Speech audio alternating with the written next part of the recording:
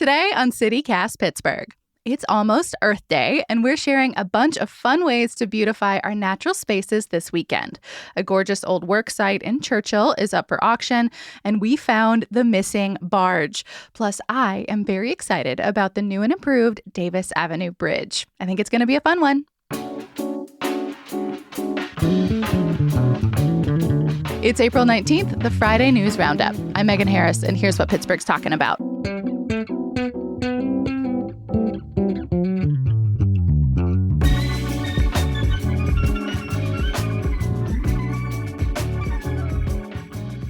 I'm with CityCast executive producer Mallory Falk. How are you? Hey, I'm good. Good morning. And producer Sophia Lowe. Good morning. Hey. Sophia, if people become members of CityCast Pittsburgh, I think that you should send them a list of your top 3 favorite Pittsburgh treats. We talk about you being the little treat person all the time. It feels like a fair trade.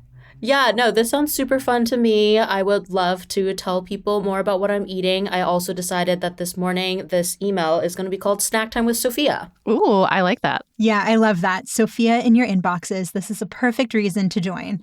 So if you're interested in that or ad-free podcast listening, or you just really want to be a friendly neighbor and keep the CityCastiness going, please become a member today. You can find out more at membership.citycast.fm/Pittsburgh. And remember, you've got 1 week. So starting today, the 19th through the 26th, if you become a member, you get little treats from Sophia. Treat suggestions. Suggestions. That's important. She will not be personally mailing cookies to your home. Not yet.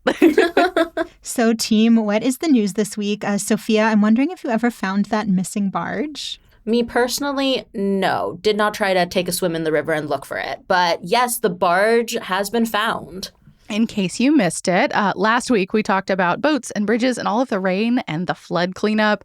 And since then, we had more rain and 26 barges got loose on the Ohio River. How do they go missing? That's also just like a very silly headline to read on a Saturday night, which is when I saw this. But also, this could have been more serious. One of the barges hit the Sewickley Bridge. This was already closed down before the barge hit the bridge, so no one was on it at that time. But, then they're doing bridge inspections afterwards. And there was also some damage to a couple marinas on the north side, but thankfully, no major injuries or anything like that. Yeah, and you might remember that after the cargo ship hit the Francis Scott Key Bridge and caused it to collapse in Baltimore, we explained all the reasons why a bridge here in Pittsburgh probably won't ever fall. At least it won't fall after being hit by a barge. Everything else is fair game. Yeah, please go back and listen to that. It's our March 29th episode if you want to feel a little bit better every time you want to drive over a bridge. Yeah, made me feel a little better. But anyway, all of these Ohio River barges got loose this past weekend when the flooding returned. But then one of the 26 didn't just get loose, it fully went missing. I guess that could happen pretty easily given just like how much flooding there was. But I'm also just like getting a kick out of imagining a big boat floating around aimlessly. I think initially I was picturing like a Find My iPhone situation, but like a Find My Barge, Like what if there's just like a little homing thing? It never once occurred to me that maybe it was missing because it just sank. Like, I get it. It makes sense. But I just wasn't picturing that. I was like thinking of those, those abandoned boats along like the Allegheny River that they're just like embanked somewhere. They're like rusty shells. Like I know a barge is bigger than that, but that's what I had in my mind. If I saw a clean, nice looking barge on there, I would internally very much want to sneak on. Just try to explore. Yeah. I mean, the barge did sink, but I'm guessing it may have like floated around a little bit before it sank. But anyway, the Coast Guard did find the sunken barge and they confirmed that it's now submerged in the Ohio River around the Dash Shields Lock and Dam. So that's just north of the city near Emsworth. The owner of the barges has been the one responsible for cleanup, and it seems like they've been working pretty fast. Yeah, I'm really curious how you actually pull a barge out of a river. A really big rope. I'm imagining like a crane situation, but I really hope one of the news choppers films it. Like, what an operation that's going to be. It puts into perspective, I think, what's happening in Baltimore, trying to get all of those boat pieces and bridge pieces out of a major body of water. Yeah. Yeah, definitely. Well, Mallory, what newsy thing have you been watching this week? Okay, Sophia, so this was before your time in Pittsburgh. Do you know that at one point there were plans to build an Amazon warehouse here? No, I had absolutely no idea about this. Yeah, this was a couple years ago. Amazon was planning to build this massive distribution center just outside of the city in Churchill, like just east of the city limits. And it was going to be at the old site of the Westinghouse Research Park. Residents were not happy with the plan. Some organized against it. And ultimately, Amazon backed out for unspecified reasons. Yeah, the whole site is in like this big residential neighborhood area. People were worried about all kinds of things, air and light pollution, more traffic, more noise, particularly all of the big rigs, like the 18-wheelers that would probably be rolling through carrying all those packages. And the warehouse was going to run 24 hours a day. And some of them were also upset just that Amazon planned to flatten the whole campus, like the whole like Westinghouse site, and quote unquote destroy the natural beauty of the place. Yeah, because this site actually has a really interesting history and some really interesting design elements, which I'll get into in a minute here. But the whole reason I'm bringing this up now is because 2 years after Amazon scrapped its plans to build a warehouse on that site, it is going up for auction. And it's huge, like 135 acres. It could be really cool to see something new or different there. Yeah, it's going to be a minute before we find out the future of the site because bidding started last month but doesn't end until May 17th. As of Monday, no one had placed a bid yet. What? According to the Trib. No one yet, but... So I could place one? Are you going to bid for creating a treat factory on the site? I would definitely get behind that plan. One might argue that Amazon was a treat factory, unfortunately. Ooh. I was thinking more just like little homemade Sophia treats, not... That's a lot of space for just me, but, you know, just throw in $1 there, see what happens. I'd love a focaccia factory, focaccia by Sophia at the site. Anyway, yeah, no bids yet, but someone with the real estate group that currently owns the site said some developers have expressed an interest, so I guess we'll see whether or not anybody puts an offer in before next month. Yeah, and I read that it's going to be a closed bid auction, so I guess we're not going to know who, if anyone, ultimately throws their hat in the ring, except, of course, for whoever ultimately buys the property, which is kind of a bummer. Like, I want to know who's got their eyes on it because it's such a cool historical space. Yeah, I saw an article in the Pittsburgh Business Times that was kind of speculating that it would make most sense as a retail site. It talked about how there just isn't a lot of big, open, available retail space right now. Like, that's part of why Hobby Lobby wanted to take over the Monroeville Convention Center. Which is back open. Oh, yeah. I mean, like I said many times, we don't need more Hobby Lobby trinkets. Well, yes, lucky for you, Sophia, the Monroeville Convention Center lives on. But when that store got announced, the plans for that store got announced in February, there was research at the time showing there was no other space available in Monroeville for a store that's 50,000 square feet or bigger, and that there were only 12 vacancies in all of the Pittsburgh metro area for something that size. So some people in this article think that the old Westinghouse site would be a natural fit for, say, a big box store, and then maybe some other retailers would come in too. I totally get that reasoning, but I'm kind of a nostalgic Pittsburgher now, and I wish it could become like a college or an art museum or something that might be able to, I guess, more naturally celebrate the mid-century modern architecture they've got going on over there. I say that, and I know that it's also been vacant for decades, so I don't even know what might be able to be preserved over there. I've just seen the photos of what it used to be. I know nothing about the site. I haven't seen old photos. And to be honest, I only know a little bit about what Westinghouse was. So why was this site so special to people? Yeah, so it was built starting in the 50s, and it was basically this big corporate campus with a ton of research labs for Westinghouse Electric. People there worked on projects like turning recycled paper into furniture and making air purifiers. But then it had all of these really beautiful pieces of it too, like walking trails, this like really gorgeous landscaping. And then back when there was this whole kerfuffle about Amazon coming in, I talked to a woman named Kathy Bordner. She was one of the neighbors in the area and organized against Amazon. Here's what she had to say. Westinghouse, being cutting edge the way they were, they honored the topography. They didn't just go in and cut down all the trees, although I'm sure at the time they did cut down a lot of trees, but they worked their buildings into the landscape, and they incorporated the landscape, and they had the walking paths and things to make it a good experience for the employees. She also mentioned that some of the buildings won prestigious architecture awards, which I think I can vouch for, at least that they were presented in architecture magazines. Like you don't see a ton of, corporate facilities in architecture magazines anymore. But that was back when it was first built. And she said that the site could be eligible for the National Register of Historic Places, too. Megan, you're forgetting what I think is the coolest design element. Sophia, I'm going to send you an aerial photo of the site, and I want you to tell me if this looks like anything specific to you. Okay, cool. I'm excited. I have only seen bland corporate campuses, so I don't even know what to expect. This will be a good test of how skilled they were with this design, whether or not Sophia can actually identify it. This kind of looks like a little truck. Or a train? With the wheels. This is supposed to look like a train, and the legend is, at least, this is to kind of honor Westinghouse's connection to the locomotive, and that when people would be flying into Pittsburgh, they would, see this giant locomotive from the sky. You can see that the parking lots are all circular, so they look like the wheels of the train, which is very cool. I think that's really cool. I've also never seen a cool parking lot. I know. This is probably the most thoughtfully designed parking lot I've seen in my life. And then you can see, on the far left, it kind of looks like the, chimney stack coming out of the locomotive. They should make more things into fun shapes. I mean, even just looking at this, I think I forget how big it is. I'm sure there are probably issues with asbestos or mold or worse. But if anything is salvageable, looking at this, wouldn't it be really cool if it ended up in the hands of someone who could preserve at least a tiny piece of it? Yeah, I would love that.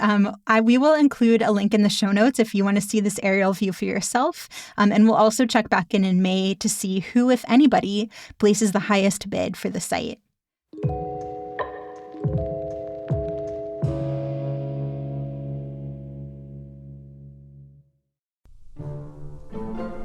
Hey, CityCast listeners. This episode is brought to you by the Pittsburgh Opera. A few weeks ago, some friends and I went to La Traviata, and I confess, it was my very first opera. But Jens, it was incredible. So I was very excited to see that they've got a new show coming to the Byam Theater. It's April 27th through May 5th, called The Passion of Mary Caldwell Dawson. It's about a real person, a Pittsburgher and heroine, who in 1943 is managing a million moving pieces with the National Negro Opera Company. They're all set to perform on a floating barge just to avoid all the segregated venues, but bad weather strikes and they've got to figure out a way forward. If you want to know what happens next, you'll just have to attend. The show is in English. It does have a little dialogue. It's kind of short for something operatic, just over an hour, and tickets start at just $15. There are all kinds of discounts for students, teachers, seniors, and veterans. Plus, the Pittsburgh Opera's new rideshare program gives patrons up to $60 worth of Uber vouchers to get them to and from the show. If this sounds up your alley, get your tickets now for The Passion of Mary Caldwell Dawson at pittsburghopera.org.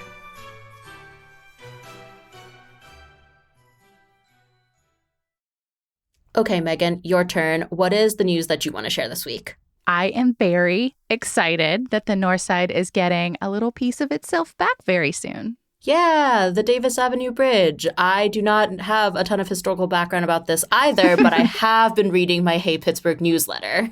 Yes. So to tell you this story, I'm going to tell you a tale about my good friends Dove and Ollie. Not their real names, but they were looking for houses way back when and found this cute little 2-bedroom spot in Brighton Heights. They were nature people, loved to run, hike, bike, and there's this bridge just a few blocks over that would take them into Riverview Park. So from Brighton Heights, it spanned this big valley into the park. They were so stoked. At that point, it was closed to cars, but they figured, hey, the city's going to fix it eventually, and then they'll just be able to zip over after work, have this great resource. Mm-hmm. Except that it did not get fixed. In fact, a few years after they moved into their little house, the city did a routine inspection that could have greenlit it for federal repair money. And allegedly during that inspection, they determined that it was so unstable at that moment, it could collapse any second. This is sounding very familiar. So the city, this would have been under Mayor Ravenstall, they evacuated the houses below it and the city imploded the entire thing a month later.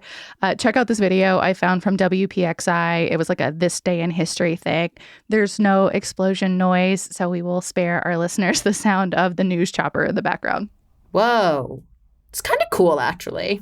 Like, can you imagine being one of the houses in the foreground there, like where the smoke just like comes over everything? Well, yeah, it happens so fast. It's so dramatic. You see like some flashes and then it's down. Because it was a really tall bridge. I'm also wondering, was there like damage to the houses too? I mean, I guess like people were evacuating and all of that stuff, but I can't imagine that some of the debris didn't go further away. So in news reports I found from the time, residents say that like prior to this demolition, pieces of that bridge had been falling onto their homes for years before this. No. Oh. Can you imagine? I feel like every episode we've had recently, yes, the one about the barges was reassuring, but everything else just gives me like new reasons to be terrified of our city's bridges. Like I wasn't even imagining debris just falling on my house. So that demolition was in 2009. My friends were just devastated. The Davis Avenue Bridge was their main way to get into Riverview, and suddenly like the artery was gone. No access to playgrounds, the dog park, the observatory, the pool, and a lot of residents felt that way. So looking into stories on this, I found a ton from back then and even more recently talking about what a lifeline the whole thing severed. And almost all of these reporters included quotes from lawmakers at the time and even more recently saying there was not a shot in hell it would ever get rebuilt. But here we are for a bunch of reasons. Now we have a little extra infrastructure money laying around and the north side is getting its bridge back. I'm so excited. The city broke ground on it this month. So good bridge news. So good. Yeah. Will this new one be for cars or is it for bikes and pedestrians? This one's bike and ped only, but that seems chill. Like if you can drive there now, at least from Brighton Heights, it doesn't really cut off that much time. The issue wasn't distance. It was the enormous ravine. So like walking up and down those hills around Pittsburgh streets, which, as you know, are not super linear. That was the problem. Yeah, I saw in the press release about this that they were estimating that right now it takes someone like a little over half an hour to walk from Brighton Heights to the park, and this will cut their commute time. You know, by their calculations, it'll reduce the walking time to about 5 minutes, which is very substantial. Yeah. And just a note about the history on this. The original was built in 1898, but I guess it was kind of innovative at the time, so it lasted a while. This one is estimated to cost $6.2 million. The city says it's already funded, and that was just a lot cheaper than trying to build something for vehicle traffic. Right. You know, we've been to Riverview Park as a team before, back in the day when we did our strawberry pretzel salad taste-off. A good day. Sophia, yeah, we'll do it again for you someday. Yeah, we got to revisit that one. But it was just, it's just such like a beautiful space. And I mean, like a lot of the park systems in Pittsburgh, what I love is you do feel like you're stepping out of the city into like a beautiful nature reserve or something, even though it's right in the city. Mm-hmm. So Megan, what about your friends? Are they excited about the bridge coming back? That's the best/worst part. They don't actually live there anymore, so they fussed about losing their bridge for over a decade before finding a new house. So, like, they're happy for their old neighbors, but mad as hell that it took this long. Dove says he's actually going to go to the ribbon cutting and heckle city officials. Well, if anyone else wants to join in on the heckling or join the celebration, when is this ribbon cutting taking place? They broke ground this month, but the city says it's going to be open by fall 2024, which seems really fast to me. But if you want to follow along, there's a snazzy page on the city website where you can learn more. And there's a public art component to this, too. It's one of the projects that falls under this 1% public art tax that we've got now. So as soon as we know more about what that's going to look like or whether the public can get involved, we will let yins know. Well, speaking of enjoying nature and getting outside in the parks, it's almost Earth Day. Yes, Monday, April 22nd is the official day. Last month, Mayor Ed Gainey's office announced that Pittsburgh is a Bloomberg American Sustainable City, which from my reading, I think means we get a little bit of change and maybe some support to work on climate change, particularly in places or neighborhoods that have been harmed by pollution. That's what they said. Yeah, it looks like it's a big pot of money, but multiple cities share it. But Pittsburgh's going to hire a team of up to 3 people to work on all of this. That sounds very consulting-y to me. There's a lot of environmental orgs around Pittsburgh doing important work, and I saw that the city wasn't on track to meet its goals for reducing carbon emissions. We're behind on our plan to cut emissions down 50% by 2030, so hopefully this maybe helps a little bit. Like maybe these people will have some ideas on how to do that. I mean, personally, I think a lot of those emissions need to be driven by our steel town origins. Like, it's on our big industrial centers to make the biggest impacts, but that's just me. Right. But with Earth Day coming up, we figured Yins might be thinking about how to be more environmentally conscious. So we found a bunch of ways to get involved on smaller scale projects in your community. Yeah, CityCast's Francesca DeBecco put together a fantastic list of neighborhood cleanups for the Hey Pittsburgh newsletter. These have been happening all month, really, but because Earth Day is coming up on Monday, there are a lot of events this weekend. You can find everything at citycast.pittsburgh.fm, but just to give you an idea, like on Saturday alone, there are cleanups in the Southside Flats, Brighton Heights, Etna, Bridgeville, Greenfield, and downtown.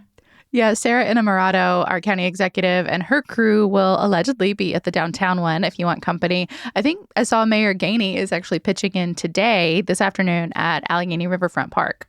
Oh, fun. There's also tree planting projects in Brighton Heights and Lawrenceville tomorrow, too. And some of these volunteer events require registration, so I definitely recommend people just check for that. I think it helps to have a head count to figure out, how many cleanup supplies to bring or how much food and drink to provide. Yeah, and if you need a little extra incentive, a lot of these cleanups usually have that like food or snack element, and it can feel like a little casual get together to celebrate afterwards. It's nice to pitch in your community and also get to know your neighbors. So besides these cleanup events, what other Earth Day celebrations do you two have on your radars? I have my eye on a bunch of secondhand clothing sales and clothing swaps coming up. This weekend, Thriftburg's going to be at Construction Junction in Point Breeze. That's also on Saturday. And then looking ahead a little bit, if your Earth Day weekend is already booked up, there's another event at the Roboto Project in Garfield on Sunday, April 28th.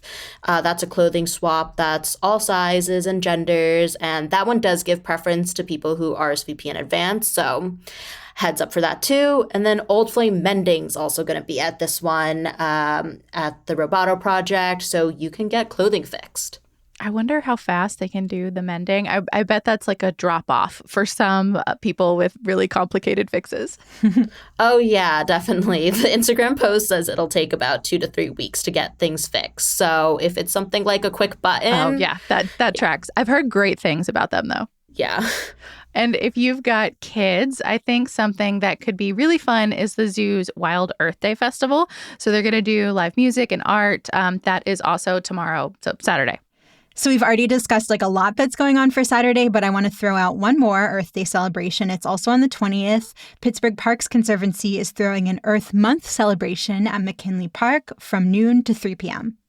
And McKinley is that big one between Bells Hoover, Bon Air, Knoxville. Mm-hmm. Definitely worth checking out the Pittsburgh Parks website if you're looking to get outside. They've got a lot of hikes, bird watching. If you listen to yesterday's episode about mushroom foraging, there's also some opportunities to get linked up with the Western Pennsylvania Mushroom Club. So their events are on the Pittsburgh Parks website calendar too.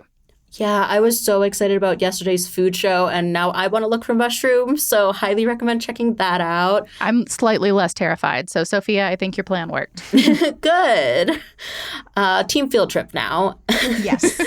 And then one more thing that isn't strictly Earth Day related, but probably helpful for anyone redoing their yards or gardens this time of year. The city is giving away free mulch this Saturday and next Saturday. Yes, this is the mulch they make out of all those recycled Christmas trees we told y'all about a few months ago. Oh, yeah. Exactly. So if you recycled your tree with the city, go get your free mulch in return now. It's being given out at the Pittsburgh Zoo's overflow parking lot, but you do need to bring your own bag, shovel, and gloves. Pro tip, also bring a tarp. It can make getting it out of your car so much easier. And if you live outside of the city, here's another pro tip. A ton of little municipalities all over Western Pennsylvania offer free dirt, compost, mulch, or topsoil. They're usually near a public works or municipal center, so definitely Google around for that if you're looking for something in your area. So team, before we go, what will Jens be thinking about into the weekend? I got pre-sale tickets for Sudden Little Thrills. I'm so excited about that. It's a new, nice. It's a new music festival in Pittsburgh. It's going to be early September at Hazelwood Green. The headliners are The Killers and SZA. And then other performances I'm excited about are Wiz Khalifa, Omar Apollo, Hippocampus. There's going to be local acts too. The pre-sale ended yesterday, but I imagine that tickets will still be available. Thanks for the reminder, Sophia. This looks so great. I definitely want to get my tickets. I also have something music related I'm thinking about because WYEP is celebrating its golden anniversary this month. 50 years. Can you imagine? Wow. Yeah, I mean, I haven't been around quite as long as the station has, but I do remember first tuning into it when I was like a semi-angsty teen. It was just a fun way to start discovering new music. Once I was, wanted to expand beyond top 40s, it was definitely the soundtrack when I was practicing parallel parking as a high schooler. So I am happy to celebrate their birthday. And if you go to their website, they have a bunch of stories delving into their history. It's definitely worth checking out. I feel like I'm biased because I used to work for Pittsburgh Community Broadcasting, which is the parent company of WYEP and WESA.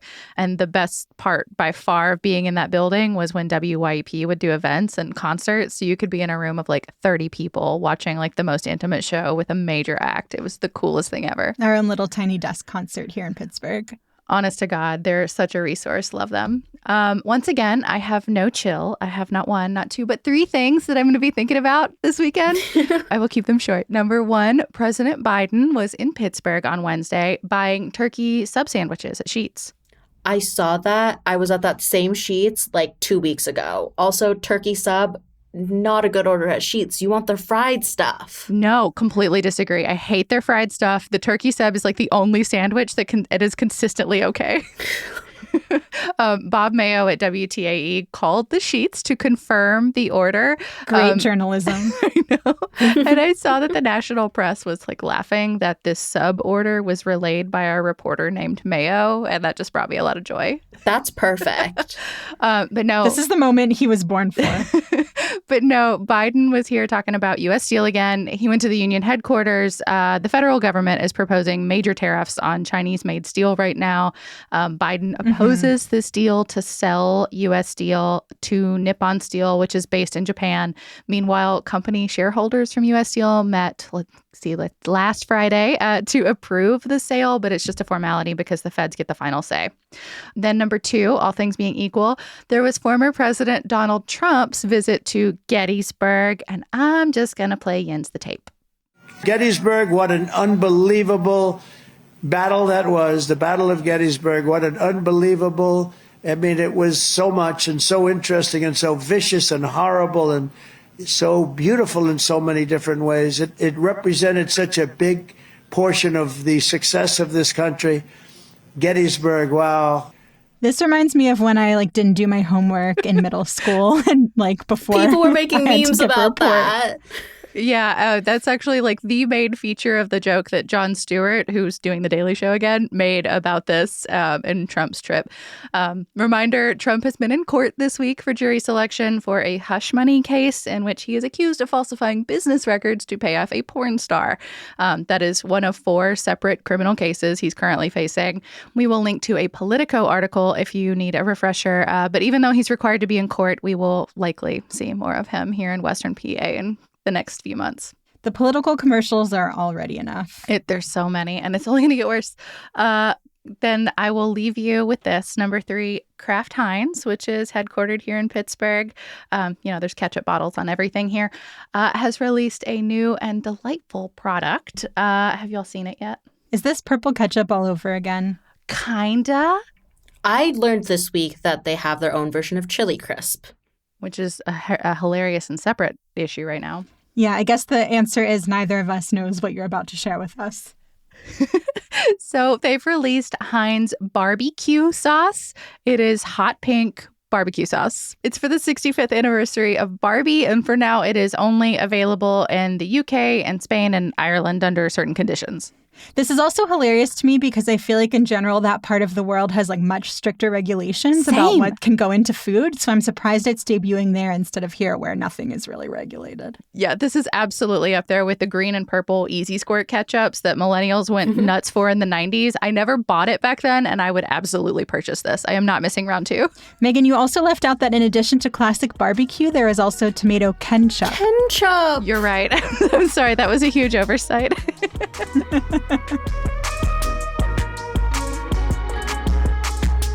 That's all for today here at CityCast Pittsburgh. Our music is by Benji. Mallory Falk is our executive producer. Sophia Lowe and Elizabeth Kama produce the show. Francesca DeBecco writes our newsletter, and I am your host, Megan Harris. We will be back on Monday with more news from around the city. Have a great weekend, everyone.